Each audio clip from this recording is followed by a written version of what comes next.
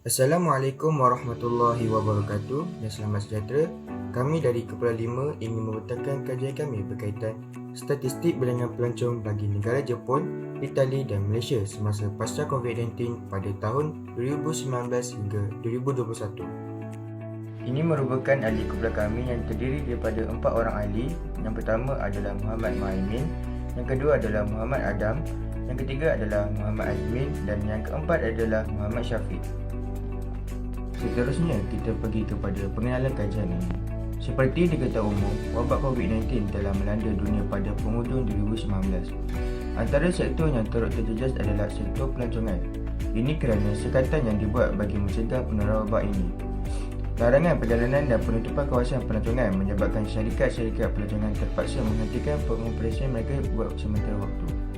Oleh itu, kajian ini dibuat bagi mengkaji kesan yang dihadapi oleh negara-negara yang dipilih iaitu Malaysia, Itali dan Jepun dalam sektor pelancongan. Jumlah pelancong akan dicatat dan dibandingkan dengan setiap negara yang dipilih. Sektor pelancongan dipilih kerana ianya adalah antara sektor yang paling terkesan kerana tiada pelancong yang dapat melancong sama ada di dalam negara maupun luar negara. Kita pergi pula kepada sumber data. Sumber data yang digunakan adalah data sekunder. Data sekunder akan digunakan untuk menganalisa dan mentafsir data yang telah sedia ada, sama ada di surat khabar, buku-buku ilmiah atau dunia penelitian. Sumber data sekunder untuk kajian statistik bilangan pelancongan bagi negara Jepun, Itali dan Malaysia semasa pasca COVID-19 pada tahun 2019 hingga 2021 adalah data kemasukan pelancong bagi ketiga-tiga negara sebelum dan semasa pasca COVID-19 dan juga keluaran dalam negara kasar KDNK dalam industri pelancongan bagi ketiga-tiga buah negara semasa pasca COVID-19. Seterusnya kita lihat kepada jenis data. Jenis data yang digunakan adalah jenis data berstruktur iaitu kuantitatif. Iaitu pengumpulan data kuantitatif adalah satu kaedah di mana data boleh dikira secara numerik atau dinyatakan dan dikumpulkan. Data ini berguna untuk eksperimen, analisis, manipulasi dan lain. Kita pergi pula kepada sumber data. Sumber data yang digunakan adalah data sekunder. Seterusnya kita lihat kepada metodologi analisis data. Terdapat dua jenis analisis data yang digunakan iaitu analisis deskriptif rangka dan juga analisis deskriptif bergraf. Kita pergi kepada analisis deskriptif rangka dahulu. Objektif pertama iaitu mengkaji statistik bilangan pelancong sebelum dan selepas COVID-19. Pengkaji menggunakan kaedah deskriptif mean, aritmetik dan kaedah peratusan. Bagi objektif kedua pula adalah mengenal pasti statistik bilangan pelancong domestik dan antarabangsa tertinggi dan terendah. Pengkaji yang mengukur kecenderungan pusat melalui pengiraan mean dan peratusan. Bagi objektif ketiga adalah mengenal pasti hubungan di antara bilangan kemasukan pelancong dengan GDP atau KDNK. Kaedah deskriptif rangka yang digunakan adalah kaedah nilai perkali korelasi persen. Seterusnya kita pergi kepada analisis deskriptif graf. Objektif utama dalam kajian analisis ini menggunakan carta garis dan carta palang. Yang kedua, objektif kedua adalah dalam kajian ini adalah carta garis dan carta palang atau bar. Dan yang ketiga, analisis. Seterusnya kita lihat kepada metodologi analisis data. Terdapat dua jenis analisis data yang digunakan iaitu objektif pertama iaitu mengkaji statistik bilangan pelancong sebelum dan selepas COVID-19 pada tahun 2019 hingga tahun 2021. Berdasarkan jadual dan graf yang ditunjukkan, ia menunjukkan jumlah bilangan pelancong bagi tiga negara iaitu Malaysia, Jepun dan juga Itali dari tahun 2019 hingga tahun 2021. Berdasarkan jadual dan graf yang ditunjukkan, Jepun mempunyai jumlah bilangan pelancong yang tertinggi bagi ketiga-tiga tahun, iaitu dengan jumlah keseluruhan sebanyak 1,184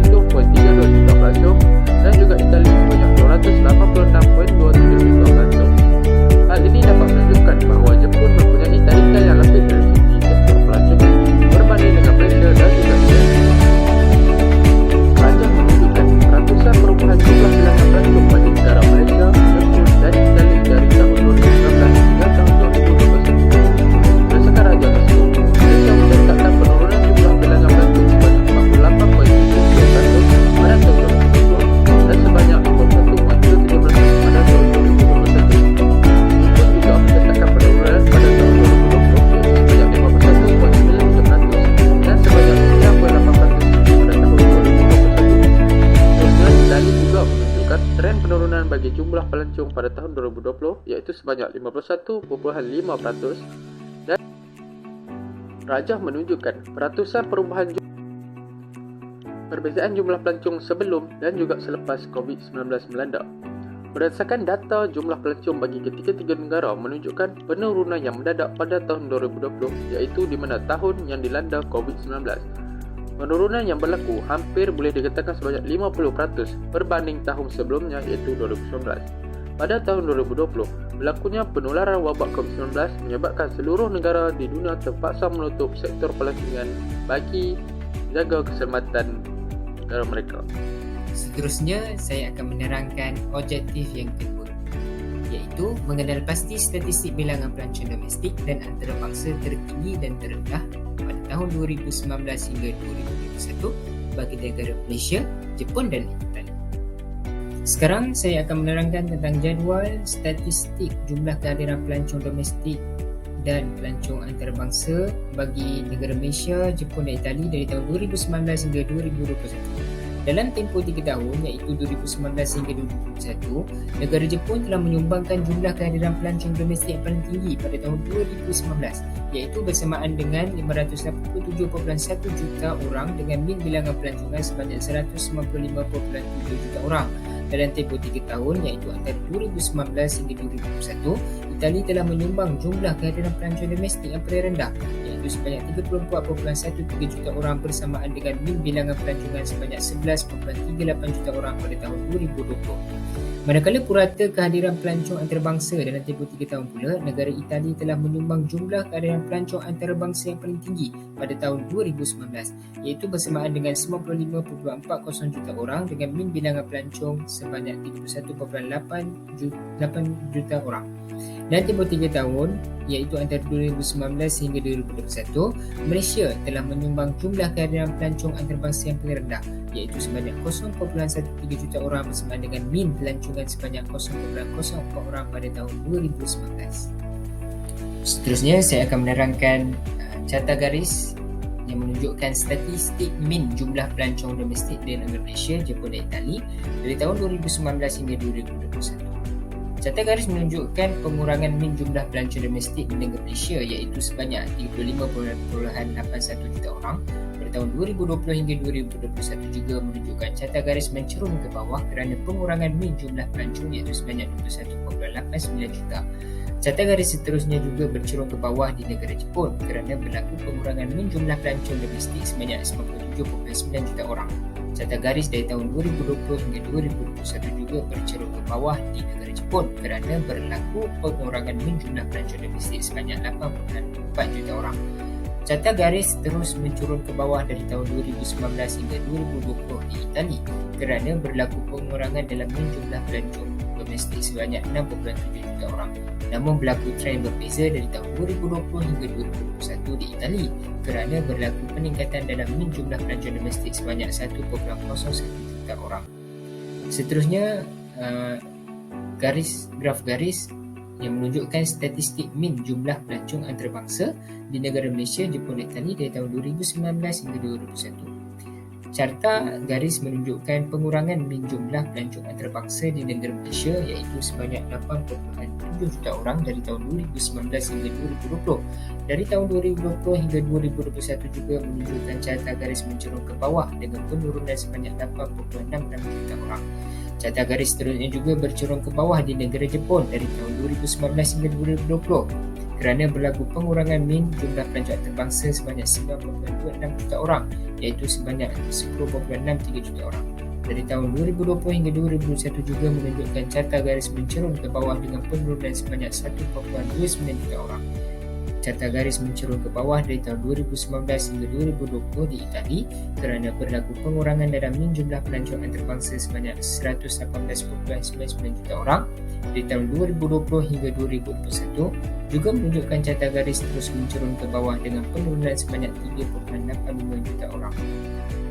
Sekarang saya akan melanjutkan dengan carta garis yang menunjukkan peratusan kadar perubahan kehadiran pelancong domestik antara negara Malaysia, Jepun dan Itali pada tahun 2019 hingga 2021. Peratusan kadar perubahan kehadiran pelancong domestik tertinggi bagi tahun 2019 adalah negara Jepun, iaitu sebanyak 94.85%, manakala kehadiran pelancong domestik terendah adalah di negara Itali yang mencatatkan sebanyak 36.25%. Pada tahun 2020, Jepun juga masih mencatatkan kadar perubahan kehadiran pelancong domestik tertinggi sebanyak 98.62%, menyebabkan carta bar negara tersebut lebih tinggi, manakala kehadiran pelancong domestik terendah adalah di negara Itali yang mencatatkan sebanyak 47.04%. Pada tahun 2021, peratusan kadar perubahan kehadiran pelancong domestik tertinggi adalah negara Jepun iaitu sebanyak 99.91%, manakala kehadiran pelancong domestik terendah adalah di negara Itali yang mencatatkan sebanyak 58.03%.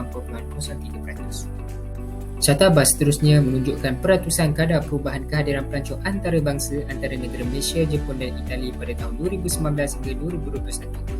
Peratusan kadar perubahan kehadiran pelancong antarabangsa tertinggi bagi tahun 2019 adalah negara Itali iaitu sebanyak 63.75%, manakala kehadiran pelancong antarabangsa terendah pula adalah negara Jepun mencatatkan sebanyak 5.15%. Itali juga mencatatkan kadar perubahan kehadiran pelancong antarabangsa tertinggi sebanyak 52.96%, manakala Jepun mencatatkan kadar perubahan kehadiran pelancong antarabangsa terendah iaitu sebanyak 1.38% pada tahun 2020. Pada tahun 2021, Itali mencatatkan kadar perubahan kehadiran pelancong antarabangsa paling tinggi sebanyak 41.97%, menyebabkan carta bar bagi negara Itali paling tinggi antara tiga negara tersebut berbanding Malaysia, manakala kehadiran pelancong antarabangsa terendah adalah negara Jepun yang mencatatkan sebanyak 0.09%.